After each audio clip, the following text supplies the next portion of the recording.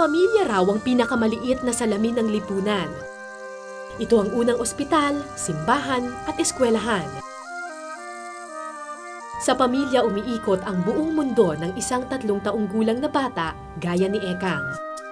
At sa maliit na mundong ito sa isang sulok ng Maynila, sila ang kanyang tinitingala. Si Alan ang tatay ni Ekang. Pedicab driver sa umaga, hold-upper sa gabi. Okay, Gisa, punta ko na. Ngayon lang ako naka-extra eh. Lang. Ito. Nga pa yata. Ngayon lang. Ito. Si Wala, Petra. 2 pasahero lang ako. Labas mo na, wala dyan. Tell mo, bulong yun. Si Melay ang nanay ni Ekang. Ano yan oh. Sumasideline bilang pick-up girl noon, runner na ng shabu ngayon. Tingin mo ako.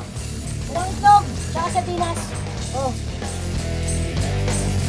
Si Benji ang 15 anyos na tiyuhin ni Ekang, second year high school pero laging napapatrobol.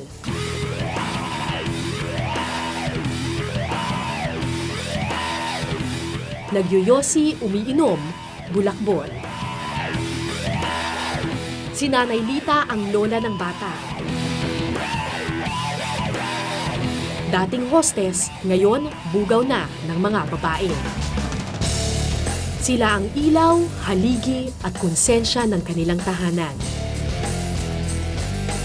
Sila ang mga bida sa mata ni Ekang.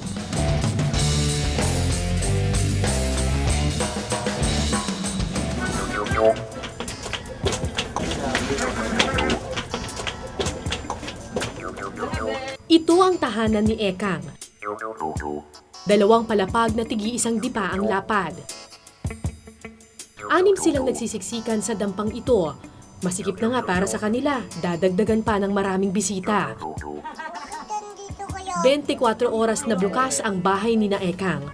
Bukas sa kahit sinong may bisyo.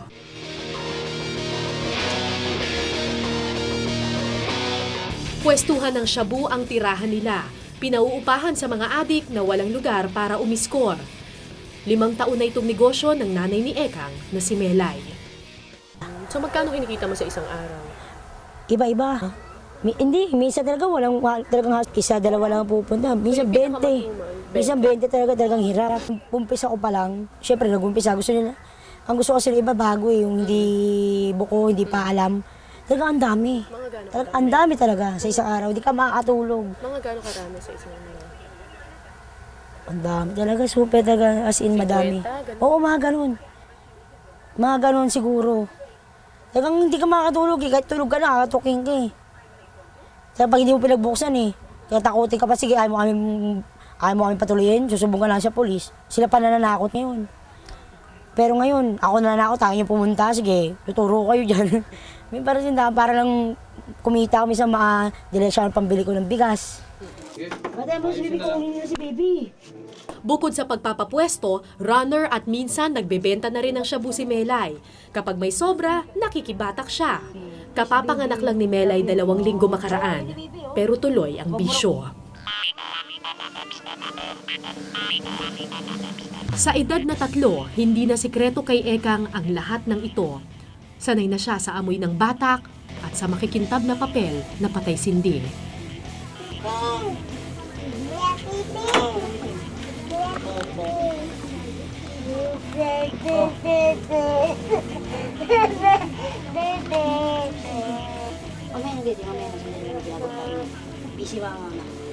Ayoko lang din lang makita niya.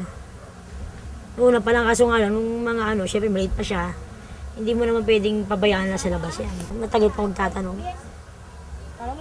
Wala sinabi lang, basta pag ano yan?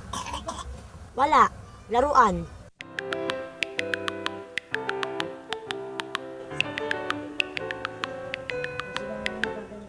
Pero hindi raw dating ganito ang buhay nila. May kaya raw noon ang pamilya ni Melay. Kwento mo sa akin yung buhay niyo dati. Dati, pahiga-higa lang, ganyan. Tatawagin lang para kumain.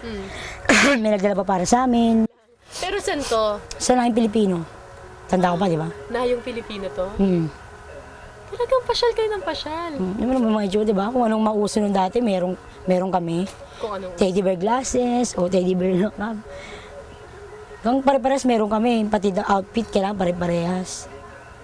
May isang hilera raw sila ng mga apartment noon. Ngayoy, isang kwarto at banyo na lang ang natira. Nagsimula silang maghirap nang magkasakit ang lola ni Melay at namatay ang kanyang tatay. Dahil di sanay sa pagbabanat buto, unti-unting naubos ang pondo. Pumasok sa mundo ng prostitusyon ang nanay niya. Malit pa lang ako, mulat na ako, alam ko na eh. Kumbaga gets ko na. Hindi na ako nagtanong sa kanya. Alam ko na. Yung mga kwentuhan pa lang nila, hindi ko na kailangan itanong. Understood na sa akin, tsaka hindi ko na kailangan masamain, ganun yung magulang ko. Pasalamat ako. Kahit gaano pa karami trabaho, ang mahalaga, tinaguyod ako ang magulang ko. Diba? Hindi ko na tinatanong. Tanggap ko na. Pagdaan ng panahon, si Melay na ang natutong dumiskarte sa kalye. Alam ba ng nanay mo na nangangustomer ka? Hindi niya alam, may gusto kong bilhin. Sinabi sa nanay mo eh, di ba yung nanay mo? Kasi ayoko magagalit siya. Magagalit syempre, sabi ko, baka sa ang ano, magagalit talaga dahil sabihin, ginagaya pa, di ba? O ano, o gusto pa sumunod sa yapak, o parang ganun. Sa mundo ng prostitusyon niya nakilala ang droga. Pagkatapos noon, padilim na ng padilim ang kanyang naging buhay. Nalulung sa bisyo, di ang pag-aaral, maagang nabuntis. Ngayong may asawa at anak na si Melay, di na niya pinauupahan ang sariling katawan, pwesto na lang ng shabu ang paupahan. Anong gagawin ko? Buntis, o makasayaw ba ako? Sabi sideline. Makakapag ano ba, makahanap ba ako ng mga ano, yung sabihin, customer ganyan, pamisa-misa, wala rin, di ba? O, tsaka ganyan, saan ako kukuha ng ano, wala rin trabaho asawa ko. Baga, ayun, ginarin na lang din namin. Tsaka nakita, maganda eh. May pupasok yung pera eh. O, tapos nakakalibre ka pa. Sa kabila ng lahat ng ito, naniniwala si Melay na hindi siya maaaring husgahan na pabayang ina. Lahat daw ng ito ay para sa kanyang anak. Papakay ko anak ko, nabibilang ko. Yung fairness, kahit pa paano. Kahit pa isa-isang piraso na bit o paggatas-gatas man. Napapatikim ko yung anak ko. Chocolate, kahit pa paano na ano, pag kumikita ako dyan. Hindi ko sabihin na binibisyo ko rin. Lahat. Hindi. Bili mo ako isang Winston, dali na. Dali, sa Sanibar. Sa Hannibal. Yan na, bibili na si Ethan. Bibili na, Winston, Hanibar. Okay, bila doon. Hanibar, Han Winston. Isang Winston lahat, tas isang Hannibal.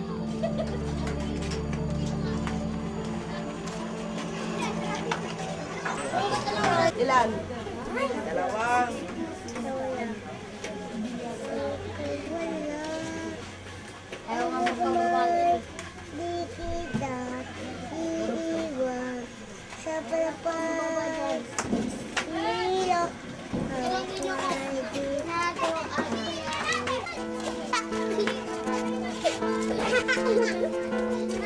Sala! Ikaw si ko. Ba't ang tagal mo? Wow! Biscuit pa binili mo ha. Labag na daw, labag na. Bata na yan. Yummy.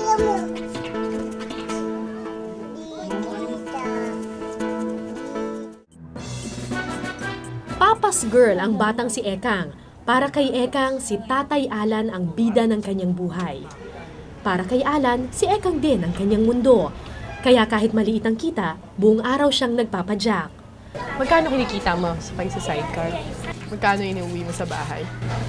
Nasa 200 po. Pag mahina, 70.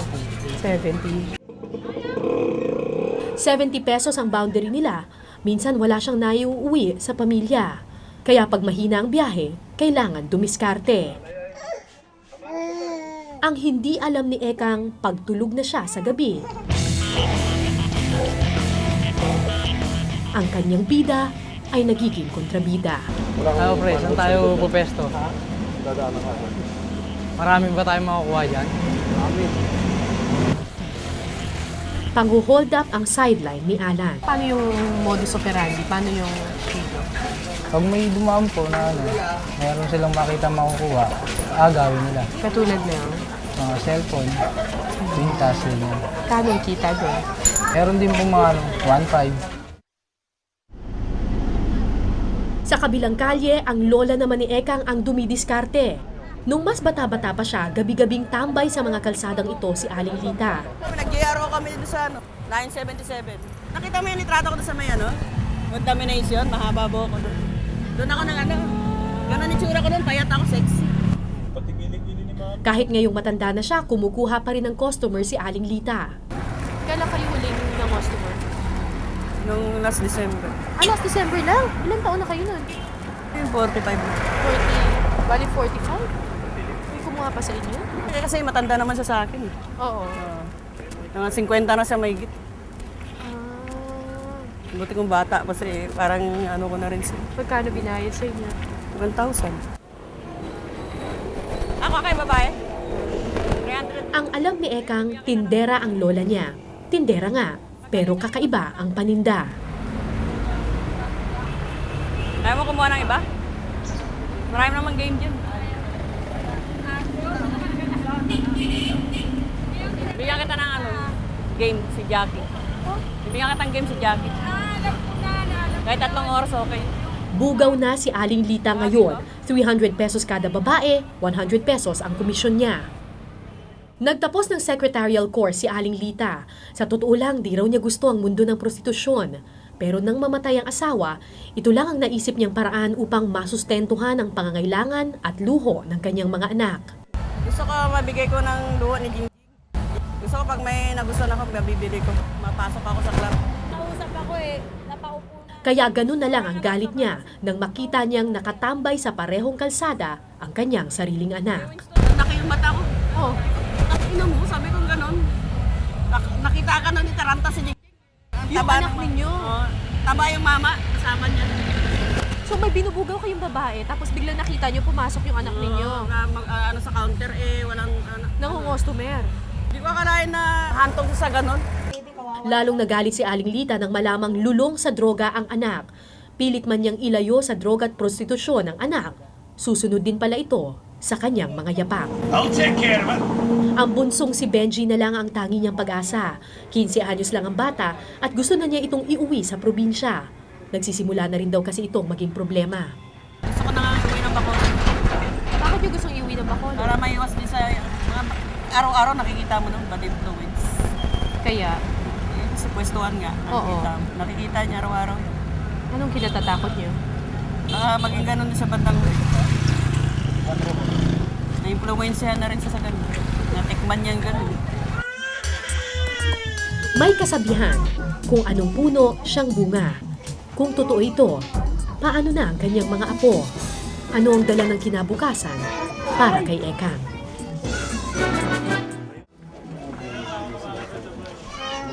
Hindi si Ekang ang unang batang namulat sa mundong ito. 10 years old lang si Benji nang malulong sa droga ang kanyang ate Melay at ginawang pwestuhan ng shabu ang kanilang bahay. Ay, tuturo po ako sa taas. Tapos may tao po sa baba. Tapos, Kasi po, kung ano yung nakita ko hindi ko pa kasi alam. ano yung nakita mo? May gumagamit. Tapos, anong ginawa mo? Tulog na lang po. Samahan na matay lawala ko. Ginawa naman niya. Tapos Hindi na rin sekreto sa kanya ang pambubugaw ng kanyang ina. Pero kung pwede itong itago sa kailaliman ng alaala, gagawin niya. Alam ng barkada mo? hindi po. Ay, hindi mo sinasabi. So pag tinatanong nila kung anong trabaho ng nanay mo, ano sinasabi mo? Vendor. Sa halos 1 linggo naming pagtambay sa bahay ni na Ekang, minsan lang namin naabutan si Benji. Oras ng eskwela, pero dito namin siya natagpuan. Kaya kung gumagawa ang assignment mo, Hindi ako namin. hindi ka na gumagawa? Yan. Ba't ganun? Ba't ayaw mo umuwi? Ay, parang katumama. Gusto mo lang tumambay? Hindi naman kasi ma-equip ko yung school namin. Di mapirmi sa bahay, araw-araw umaalis si Benji ng tanghali at bumabalik madaling araw na. Hindi dahil hilig niya ang lansangan, kundi dahil may nais siyang takasan. Ba't ka nga ba nagpupuyat-puyat? Ganyan. Tambay lang po. Bakit? Kasi naman po sa bayo ko, araw-araw ko nang makita. Kaya malabas na. Bata pa raw siya, sinabi na niya sa sariling hindi siya gagaya sa ina't kapatid. Pero tuwing gabi, kasabay ng paglabas ng pamilya sa kalsada, Buena mano ka na? Buena mano ka. alak at yosi ang diskarte ni Benji. Kung kunyari, mauulit, mabubuhay ka ulit.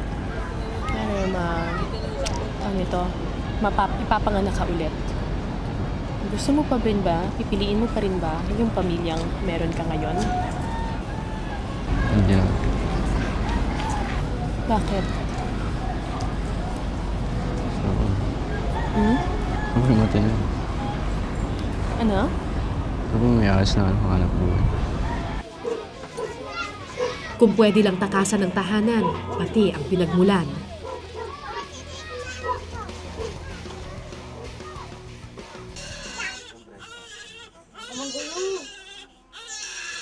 Espesyal ang araw na ito para sa pamilya ni Ekang.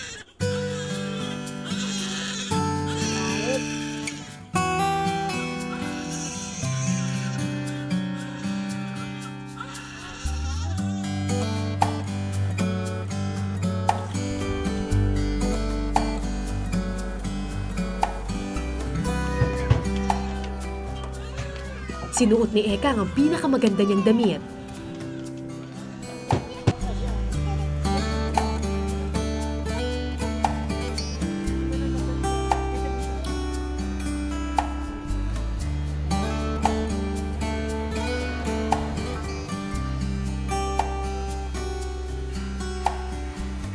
Minsan lang sila mabuo bilang isang pamilya, naganap pa ito sa harap ng altar.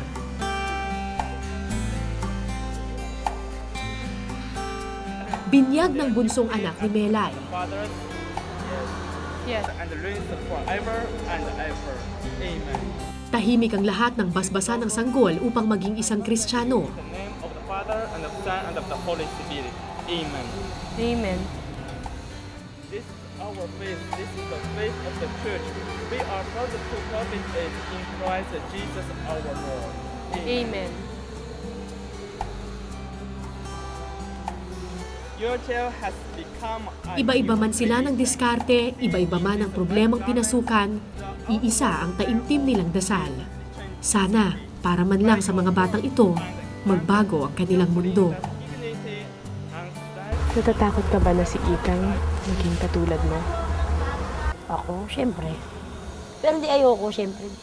Gusto ko iba naman. Kumbaga ibang storya naman. Ayaw mo nang tumulad sa'yo. Ah, syempre, ayoko. Kung pwede nga lang, sabi ko nga kay nanay, kung pwede nga lang ibalik pag-sermon ako sa kapatid ko. Kung pwede nga lang ibalik Ang alin? yung panahon. Diba? Yung hindi ako nagloko din sa pag-aaral, diba? Hindi yung ganyan-ganyan. Siguro hindi ganyan ang ko. Pero hindi ko talaga ngayon, kapalaran mo ganyan, gawin mo talaga. Talagang mo na lang, labanan mo. Pag nakikita ninyo yung maliit na bata, si Ikang, ano naiisip mo? Hindi, naawa ko dahil kung hindi sila magbago yung magulang nito, wala nang trabaho. Kawawa yung napapasan nila, hindi makapag-aral.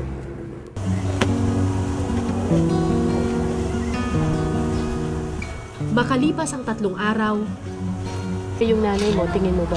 Naging mabuti ba siyang ina sa'yo? Sa akin?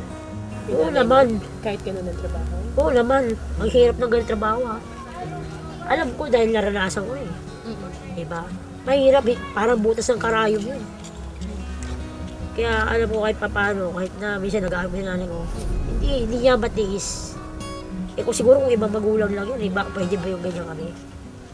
So kahit masama yung trabaho, Tanggap ko. Maliit talaga ako, tanggap ko yun. mabuti pa rin na? Oo. Kung alam masamang ina, yung ganyan, yung hirap, pinamimigay yung anak, iniiwan. Yung masama. Eh yung nanay mo, Hindi na mo naman, kaya tayo hirap, ba't pinamigay ba kami? Diba? Hindi. sama-sama pa rin.